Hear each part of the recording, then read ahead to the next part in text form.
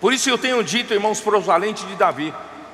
Os valentes de Davi são jovens, maduros entre nós, que já estão no mercado de trabalho, pelo fato deles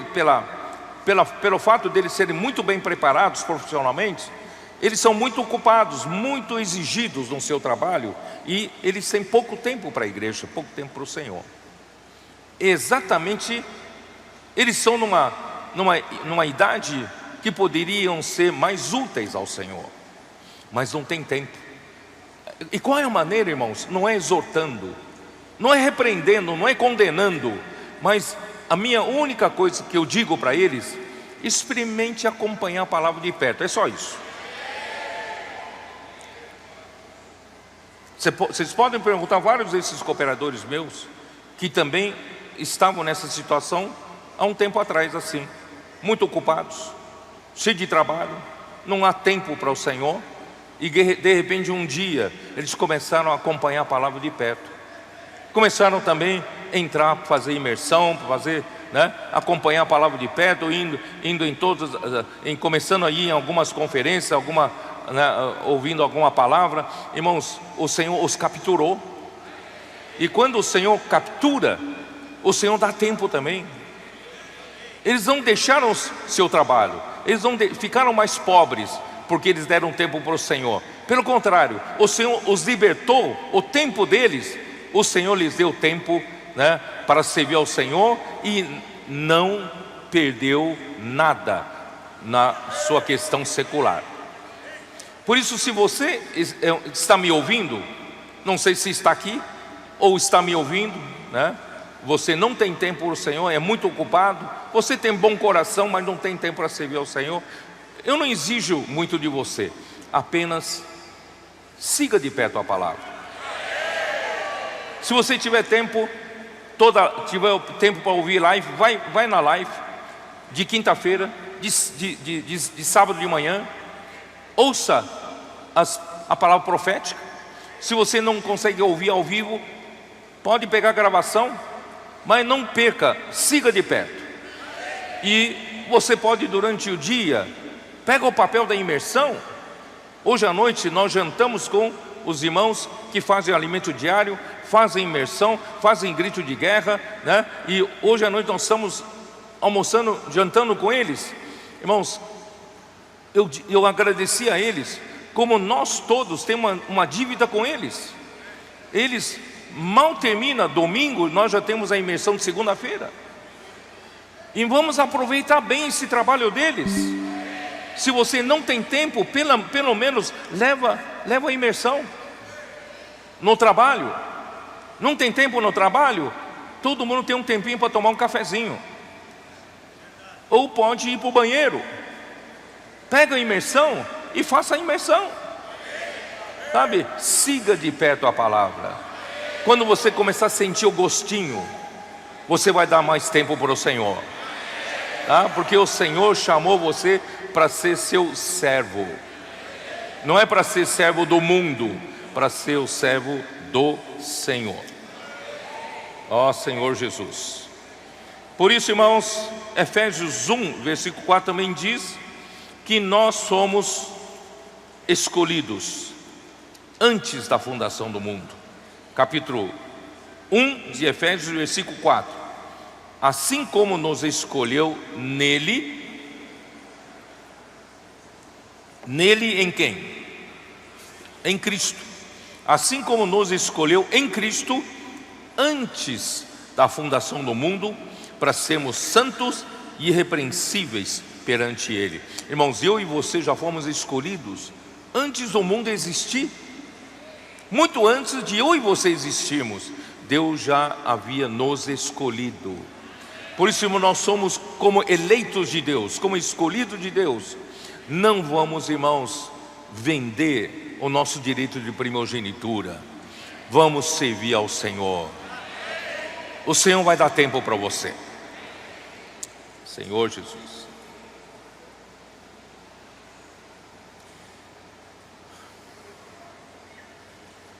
Então, o que é a lei, afinal de contas? Porque Deus deu a lei para o povo de Israel,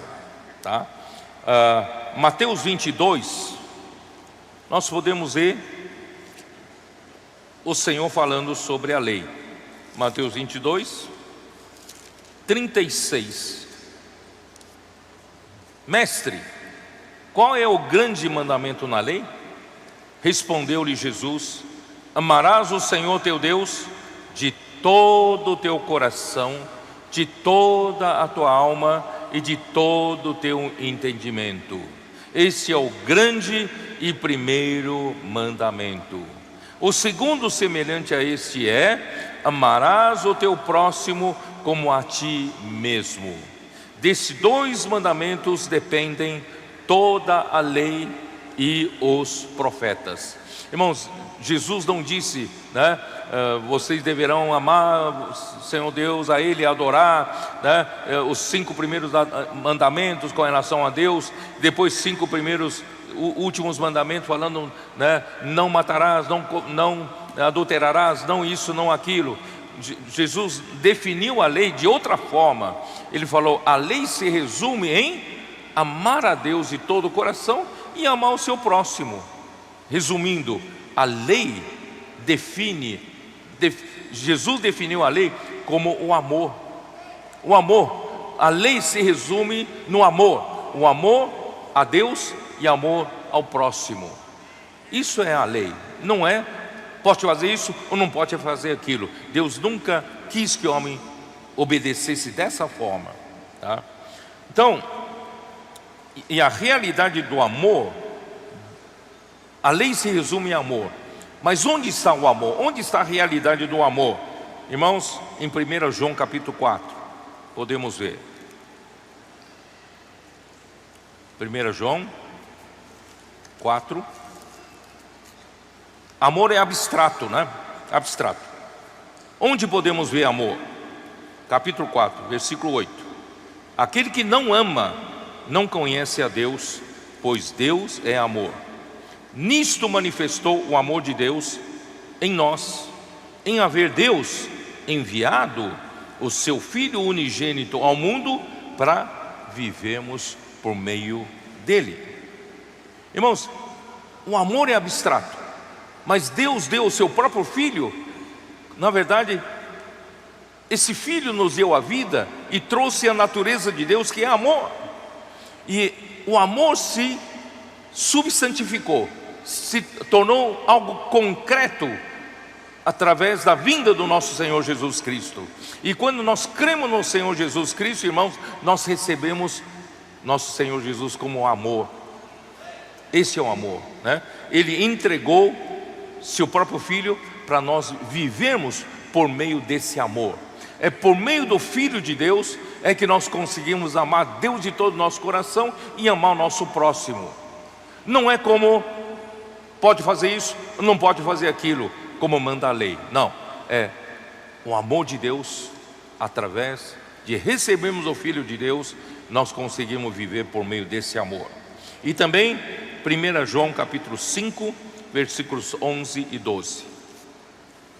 E o testemunho é este, que Deus nos deu a vida eterna, e esta vida está no seu Filho. Aquele que tem um filho tem a vida. Aquele que não tem o Filho de Deus não tem a vida. Portanto, irmãos, quem crê no Filho de Deus tem a vida eterna. Está no versículo 13. Dá uma olhada, versículo 13. Estas coisas vos escrevi a fim de saberdes que tendes a vida eterna, a vós outros que credes em o nome do Filho de Deus. Quando nós cremos no Senhor Jesus, irmão, nós recebemos a vida eterna. A própria vida eterna entrou em nós. E nessa vida está o amor de Deus. E com essa vida, com esse amor de Deus, nós amamos a Deus, amamos ao próximo e cumprimos a lei. Esse é o cumprimento da lei, ó Senhor Jesus. Então, para que serve? Então, para que serviu, né? Para que serve a lei, né? Para que serve a lei? Por isso que eu li em Gálatas 3, né?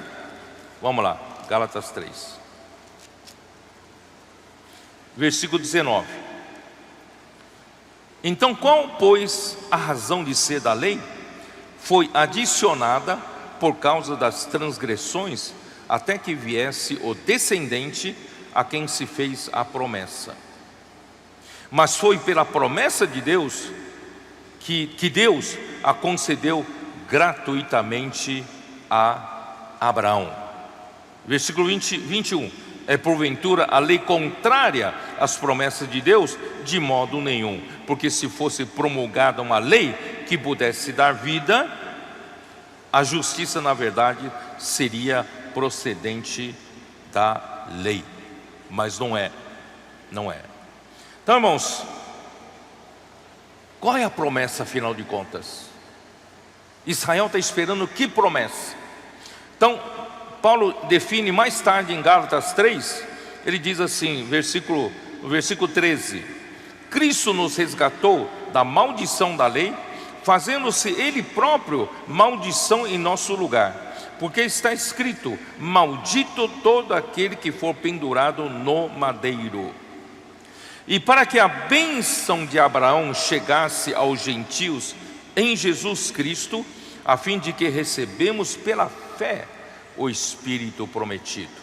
Irmãos, a promessa de Deus a Israel, na verdade, é essa promessa do Espírito prometido. E nós hoje recebemos essa promessa. Nós que não tínhamos direito à promessa que Deus fez com Israel, e hoje por meio de Abraão, nós recebemos a promessa. E essa promessa qual é? Veio através do Espírito prometido. Então, irmãos, por isso aqui fala logo em seguida: irmãos, falo como homem, ainda que uma aliança seja meramente humana, uma vez ratificada, ninguém a revoga ou lhe acrescenta alguma coisa. Ora, as promessas foram feitas a Abraão e ao seu descendente. Não diz e aos descendentes, como se fossem muitos, mas porém de um só, ao teu descendente, que é Cristo. Irmãos, essa promessa que Deus deu a Israel, ela foi feita ao descendente de Cristo. Quando os judeus rejeitassem a Cristo, eles estariam rejeitando a promessa. Eles rejeitaram a promessa, e nós que não tínhamos direito à promessa como gentios, e nós acabamos ganhando a promessa por meio do Espírito prometido, que é a bênção de Abraão. Quando eu criei em Jesus, eu recebi o Espírito prometido. Deveria ser primeiramente dado aos judeus que crescem, mas Ele deu para mim essa promessa, tá? Versículo, bom, eu não, vamos lá, versículo 17. E digo isto: uma aliança já anteriormente confirmada por Deus, a lei que veio 430 anos depois, não pode abrogar de forma que venha a desfazer promessa. Não sei se vocês entenderam esse versículo.